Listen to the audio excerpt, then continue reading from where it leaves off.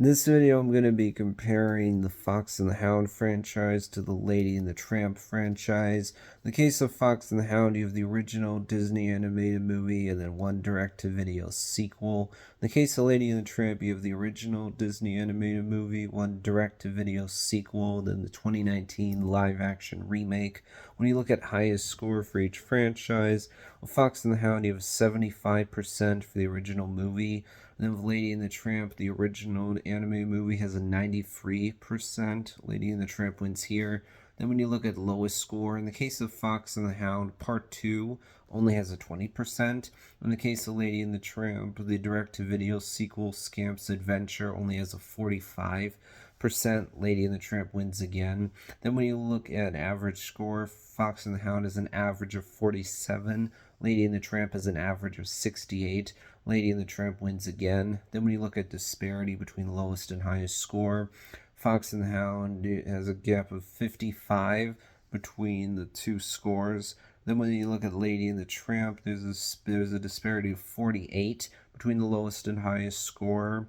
Though Lady and the Tramp wins again, the gap's a little bit smaller. So already, regardless of how I personally feel, Lady and the Tramp is going to win this debate because it's won all four of the rounds so far. But let's look at my personal opinion. Which franchise do I prefer? In the case of Fox and the Hound, the original movie is about these two animals. One of them's a fox, one of them's a dog. They are friends, but then unfortunately, because this hound is owned by this human who's a hunter, the dog and the fox end up being enemies for that reason. It's sad because the hound doesn't personally have anything against the fox, but because of what his human does, while the fox is owned by this kind old lady, the two of them end up being on opposite sides, you could say. I think the voice acting is really good. I like the way Fox and the Hound looks. I think it's interesting story of these two animals that try to maintain their friendship, which proves to be pretty difficult. In the case of Fox and the Hound Part 2, is about these two animals that still actually personally are friends, but then they go over to this fair. The hound ends up discovering that he actually likes singing.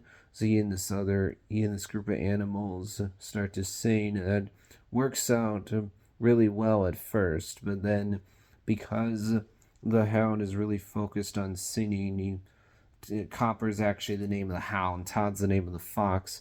Because Copper really wants to sing at first, he neglects Todd, but then by the end of the movie, he actually decides that Todd is still his friend and he's not going to forget about him.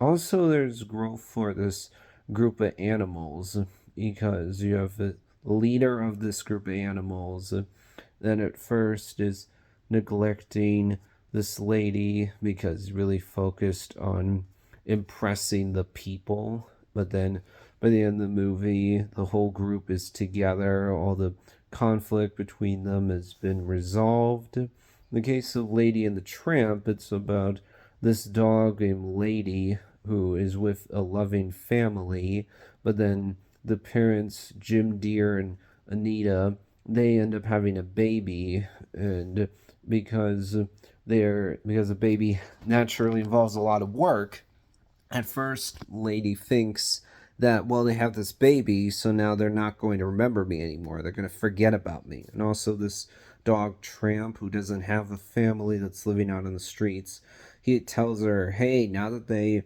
have a baby, they're not going to have room for you anymore.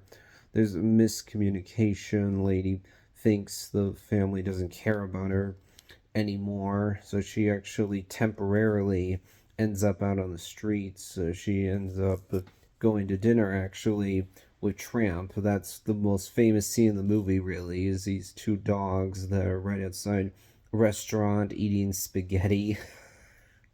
I definitely think this is an interesting story. I like how Tramp ultimately does actually become the hero as he tries to save the baby. And Lady's family by the end accepts Tramp, gives him a home. So now Tramp is happier than he was before.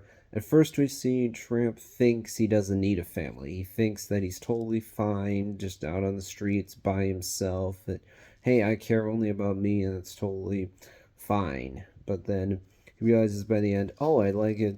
I like it better now that I actually have a home. The sequel, Lady and the Tramp's Scamp's Adventure, is about how one of Lady and Tramp's kids, Scamp, unlike the other kids, is not really content at first being in the house. He really wants to explore the world, be out on the streets. That ends up happening, but then by the end of the movie, he's back at the home with the family.